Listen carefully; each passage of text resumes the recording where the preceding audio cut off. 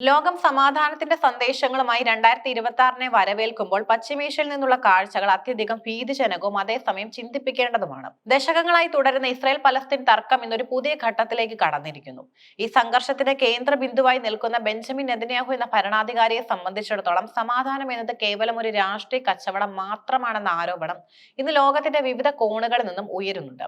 ആധുനിക ആയുധങ്ങളുടെയും വൻശക്തികളുടെ പിന്തുണയുടെയും ബലത്തിൽ ഒരു ജനതയെ അടിച്ചമർത്താൻ ശ്രമിക്കുന്ന നെതന്യാഹുവിനെതിരെ തരത്തിൽ ഉയരുന്ന ജനരോഷത്തിന്റെ ഏറ്റവും പുതിയ അടയാളമായിരുന്നു ഇസ്താംബൂളിലെ തെരുവുകളിൽ കണ്ടത്. തണുത്തുറഞ്ഞ ജനുവരിയിലെ പുലരിയിൽ തുർക്കിയുടെ തലസ്ഥാനമായ ഇസ്താംബൂളിലെ ഗലാറ്റ പാലം സാക്ഷി വഹിച്ചത് ലോക ചരിത്രത്തിലെ തന്നെ ഏറ്റവും വലിയ പലസ്തീൻ അനുകൂല റാലികളിൽ ഒന്നിനാണ്. ഏകദേശം 5 ലക്ഷത്തോളം ആളുകൾ ഒത്തുചേർന്ന ഈ റാലി കേവലം ഒരു പ്രതിഷേധം മാത്രമല്ലായിരുന്നു, മറിച്ച് പശ്ചിമേഷ്യയിലെ നീതിക്ക് വേണ്ടിയുള്ള ലോകത്തിന്റെ മുറവിളിയായിരുന്നു. ഞങ്ങൾ നിശബ്ദരായിരിക്കില്ല, പലസ്തീനെ മറക്കില്ല എന്ന മുദ്രാവാക്യം തുർക്കിയുടെ ആകാശത്ത് അലയടിക്കുമ്പോൾ അത് ഗാസയിൽ ഇസ്രായേൽ നടത്തുന്ന വംശഹത്യക്കെതിരായ ശക്തമായ മുന്നറിയിപ്പായി മാറി. കുട്ടികളും സ്ത്രീകളും വൃദ്ധരും അടങ്ങുന്ന ലക്ഷക്കണക്കിന് ജനങ്ങൾ പലസ്തീൻ തുർക്കി പതാകകൾ ഏന്തി കിലോമീറ്ററുകളോളം സഞ്ചരിച്ചത് ഇസ്രായേലിന്റെ ഉറക്കം കെടുത്തുന്ന കാഴ്ചയായിരുന്നു.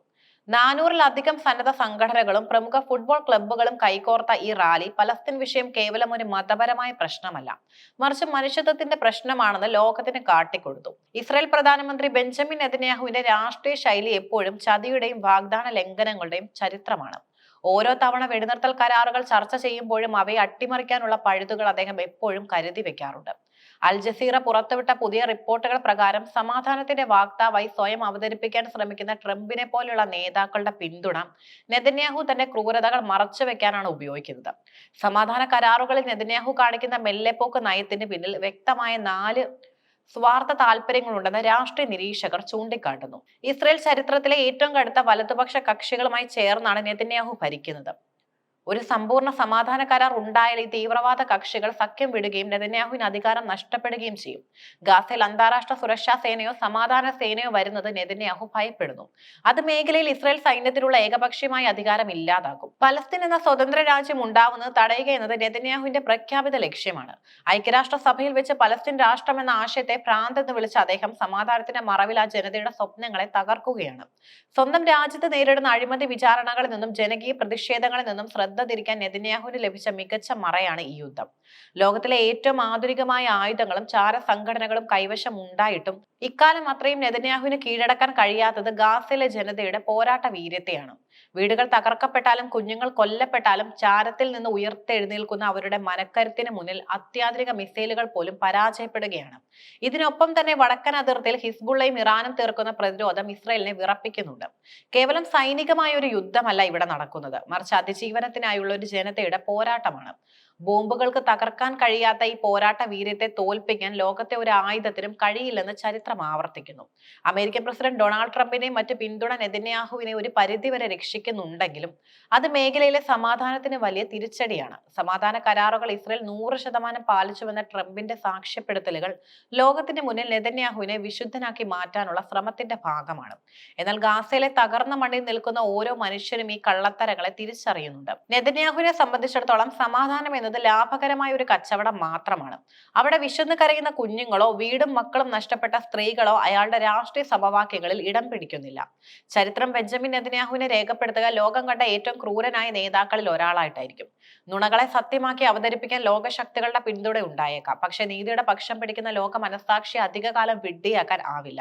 ഇസ്താംബൂളിലെ തെരുവുകളിൽ കണ്ട ആ ജനക്കൂട്ടം ഒരു സൂചനയാണ്. നെതന്യാഹുവിന്റെ അധികാര കസേര തകരുന്ന കാലം വിദൂരമല്ല. പലസ്തീൻ എന്ന ഫിനിക്സ് പക്ഷി ഒരിക്കൽ കൂടി ചാരത്തിൽ നിന്നും പറന്നുയരുക തന്നെ ചെയ്യും.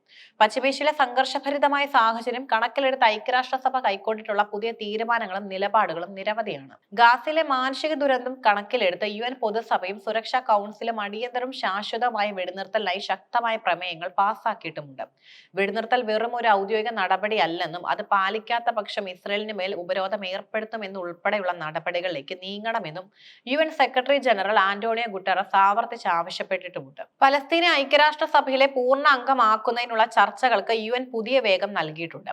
പലസ്തീൻ ഒരു സ്വതന്ത്ര രാഷ്ട്രമായി അംഗീകരിക്കപ്പെടുന്നത് പശ്ചിമേഷ്യയിൽ സമാധാനം കൊണ്ടുവരാൻ അത്യാവശ്യമാണെന്ന നിലപാടിലാണ് ഭൂരിഭാഗം രാജ്യങ്ങളും.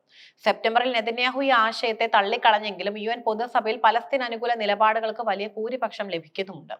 ഗാസയിൽ പട്ടിണിയും പകർച്ചവ്യാധികളും പടരുന്ന സാഹചര്യത്തിൽ തടസ്സമില്ലാതെ മാനുഷിക സഹായം എത്തിക്കുന്നതിനായി സുരക്ഷിത പാതകൾ ഉറപ്പാക്കണമെന്ന് UN നിർദ്ദേശിച്ചു. സഹായം എത്തിക്കുന്ന ഏജൻസികൾക്ക് നേരെ നടക്കുന്ന ആക്രമണങ്ങളെ UN കടുപ്പമേറിയ ഭാഷയിൽ അപലപിച്ചു. ഇസ്രായേൽ ഗാസയിൽ വംശഹത്യ നടത്തുന്നു എന്ന ആരോപണത്തിൽ അന്താരാഷ്ട്ര നീതിന്യായ കോടതി നടത്തുന്ന അന്വേഷണത്തിന് ഐക്യരാഷ്ട്രസഭ പൂർണ്ണ പിന്തുണ പ്രഖ്യാപിച്ചിട്ടുമുണ്ട്. സിവിലിയന്മാരെ ലക്ഷ്യം വെച്ചുള്ള ആക്രമണങ്ങൾ യുദ്ധക്കുറ്റമാണെന്നും ഇതിന് ഉത്തരവാദികളായവർ അന്താരാഷ്ട്ര നിയമത്തിന് മുന്നിൽ മറുപടി പറയേണ്ടി വരുമെന്നും UN മുന്നറിയിപ്പ് നൽകി. ഈ തീരുമാനങ്ങൾ നെതന്യാഹു ഭരണകൂടത്തിന് മേൽ വലിയ അന്താരാഷ്ട്ര സമ്മർദ്ദമാണ് ചെലുത്തുന്നത്. അമേരിക്കയുടെ വീറ്റോ അധികാരം പലപ്പോഴും ഈ പ്രമേയങ്ങളെ തടയാറുണ്ടെങ്കിലും ലോകരാജ്യങ്ങളുടെ പിന്തുണ പലസ്തീനൊപ്പം വർദ്ധിച്ചു വരുന്നത് ഇസ്രായേലിനെ നയതന്ത്രപരമായി ഒറ്റപ്പെടുത്തുന്നു.